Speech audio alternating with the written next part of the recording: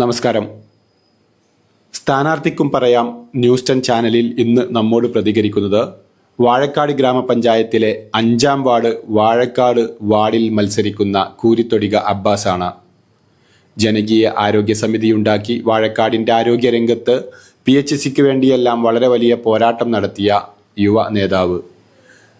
ഓരോ നാട്ടുകാരൻ്റെയും പ്രശ്നങ്ങൾക്ക് ഓടിയെത്തി കൈസഹായവും ചെയ്യുന്ന നാടിൻ്റെ ഒരു പ്രിയങ്കരനായ യുവ നേതാവ് തന്നെയാണ് വാഴക്കാട് 5-ാം വാർഡിൽ മത്സരരംഗത്തേക്ക് ഇറങ്ങിയിട്ടുള്ളത്.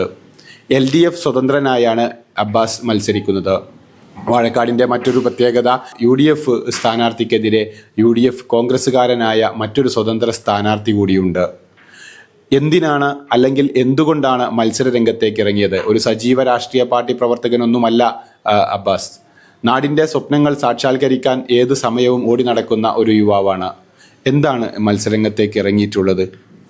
എന്നെ മത്സരരംഗത്തേക്ക് ഇറക്കാനുള്ള കാരണം ഞാൻ ഒരിക്കലും താല്പര്യപ്പെട്ടിറങ്ങിയതല്ല. വാഴക്കാട് ഗവൺമെൻറ് ആശുപത്രിക്ക് വളരെയധികം പ്രയത്നിച്ച ആൾക്കാരാണ് ഞങ്ങളൊക്കെ, ഞാനും എൻ്റെ സഹപ്രവർത്തകരൊക്കെ.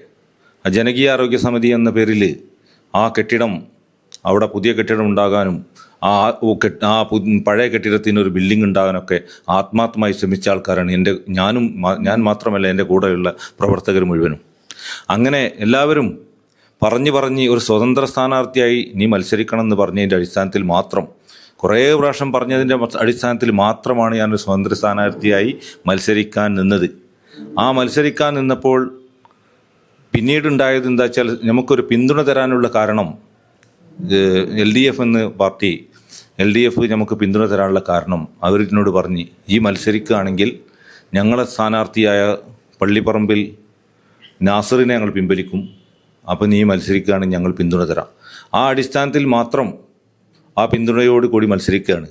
പിന്നെ ജനങ്ങളൊക്കെ പറഞ്ഞു, ഒരു സ്വതന്ത്ര സ്ഥാനാർത്ഥി ജയിച്ചിട്ട് ഒരു വലിയൊരു കാര്യമില്ല. കാരണം ഒരു ഗവൺമെൻറ് പരമായിട്ട് ഒരു ആശുപത്രിയിൽ ഒരു 24 മണിക്കൂർ കിടത്തി ചികിത്സ എന്നെങ്കിലും കൊണ്ടുവരണമെങ്കിൽ ഏതൊരു ഗവൺമെൻറ് ഭരിക്കുന്നതിനും അവരുടെ സപ്പോർട്ട് വേണം. ആ സപ്പോർട്ടോട് കൂടി നീ ജയിച്ചു വന്നാലേ എന്തെങ്കിലുമൊക്കെ കൊണ്ടുവരാൻ പറ്റുകയുള്ളൂ എന്ന് പ്രധാനമായിട്ടും പറഞ്ഞ്, ആ വാക്കുകൾ കേട്ട് എന്നെ മത്സരിപ്പിക്കാൻ പ്രേരിപ്പിച്ച എൻ്റെ നാട്ടുകാരും പ്രിയ സുഹൃത്തുക്കളും എല്ലാവരും ഒരു തവണ മത്സരിക്കുക എന്ന് പറഞ്ഞതിൻ്റെ പേരിൽ മാത്രം മത്സരിക്കാനാണ് ഞാൻ താല്പര്യപ്പെട്ടത്. ഈ മത്സരരംഗത്തേക്ക് എന്തായാലും ഇറങ്ങി താങ്കൾ വിജയിക്കുകയാണെങ്കിൽ വാഴക്കാട് 5-ാം വാർഡിൻ്റെ ഏതെല്ലാം മേഖലയിലുള്ള ഒരു വികസനമാണ് നിങ്ങൾ കാണുന്നത്? വാഴക്കാട് 5-ാം വാർഡിൻ്റെ ഞങ്ങളുടെ സ്വപ്നമഴ വർഷങ്ങളോളമായി എനിക്കൊരു 53 വയസ്സായി. ഈ 53 വയസ്സിൻ്റെ ഇടക്ക് എൻ്റെ ഏറ്റവും വലിയ താല്പര്യം എന്ന് പറഞ്ഞാൽ, ഞാൻ ഹൃദയം തൊട്ട് പറഞ്ഞ് താല്പര്യം എന്ന് പറഞ്ഞാൽ, പാവപ്പെട്ടവൻ്റെ ഒരു ആശുപത്രിയാണ് വാഴക്കാട് ഗവൺമെൻറ് ആശുപത്രി. ആ പാവപ്പെട്ടവൻ്റെ ഒരു ആശുപത്രി 24 മണിക്കൂർ ഒരു പക്ഷേ ഡോക്ടേഴ്സ് വരിക, അല്ലെങ്കിൽ 24 മണിക്കൂർ ഒഴിവായിട്ട് ഫുൾ ടൈം ഒരു അഡ്മിറ്റോട് കൂടിയുള്ള ആധുനിക സൗകര്യമുള്ള ഒരു ആശുപത്രി അവിടെ ഉണ്ട്. അതിനുള്ള സൗകര്യം ആശുപത്രിയുടെ പുറകിലുണ്ട്. ഒരു 60 സെൻറ്റ് സ്ഥലം അവിടെ കാലിയായി കിടക്കുക.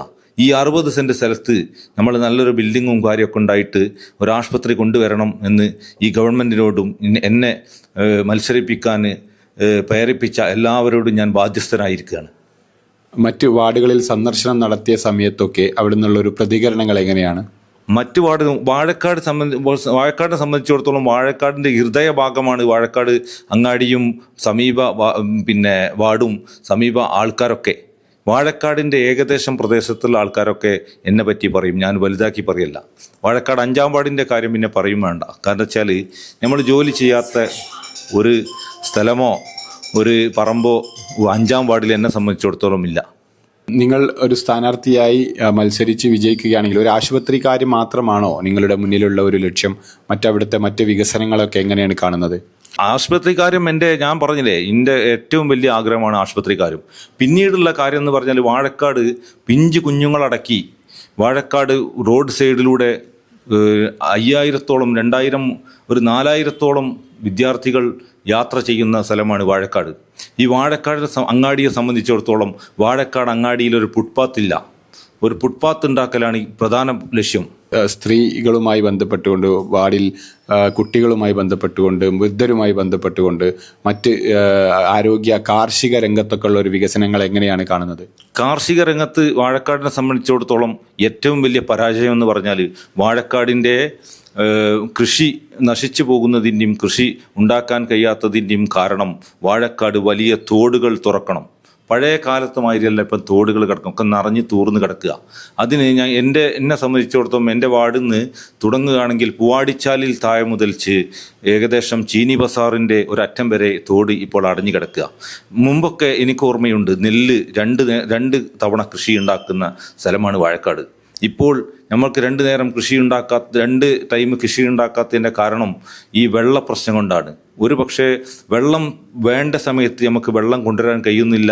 വെള്ളം മഴ പെയ്ത് കൂടുമ്പോൾ ആ വെള്ളം ഒഴിവായി പോകാനും സംവിധാനമില്ലാത്തതിൻ്റെ പേരിൽ ഒരു കൃഷി മാത്രം നമ്മളെ വാഴക്കാടൊക്കെ ഇറക്കപ്പെടുകയാണ്.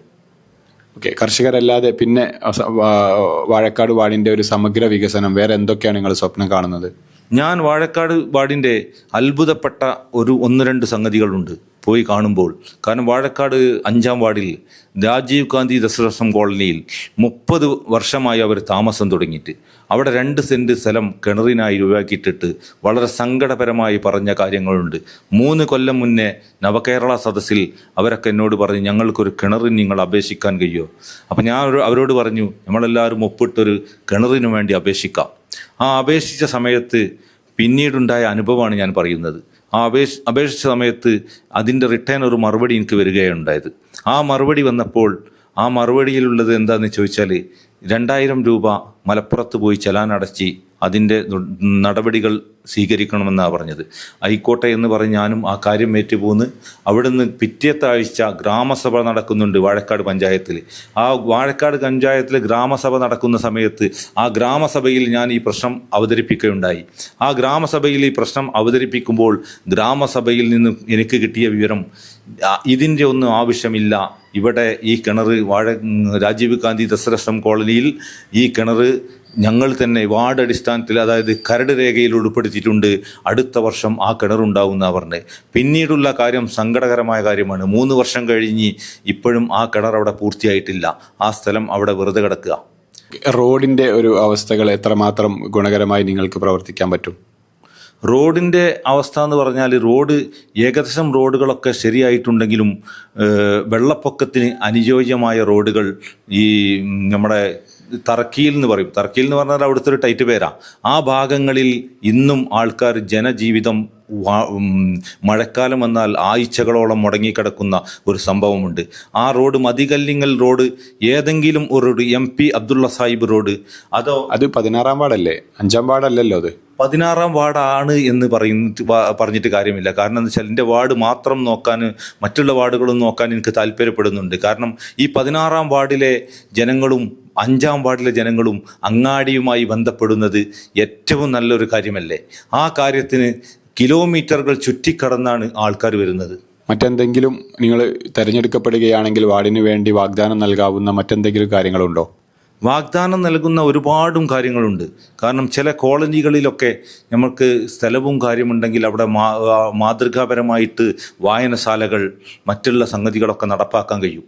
അതിനുള്ള സ്ഥലവും കാര്യമൊക്കെ എൻ്റെ വാർഡിൽ ഇഷ്ടമാതിരിയുണ്ട്. കുറേ പ്രാവശ്യം ആവശ്യപ്പെട്ടതുമാണ്. അതൊക്കെ നടക്കാതെ പോയ സംഗതിയാണ്. സമഗ്രമായ ഒരു വികസനം അഥവാ LDF സ്വതന്ത്രനായി തിരഞ്ഞെടുക്കപ്പെട്ടാൽ വാഴക്കാട് വാർഡിൻ്റെ സമഗ്രമായ ഒരു വികസനം താൻ കാഴ്ചവെക്കുമെന്നാണ് കൂരിത്തൊടിക അബ്ബാസ് പറയുന്നത്. ക്യാമറാമാൻ അജീഷിനൊപ്പം ഉമർ അലി ശിഹാബ്, വാഴക്കാട്.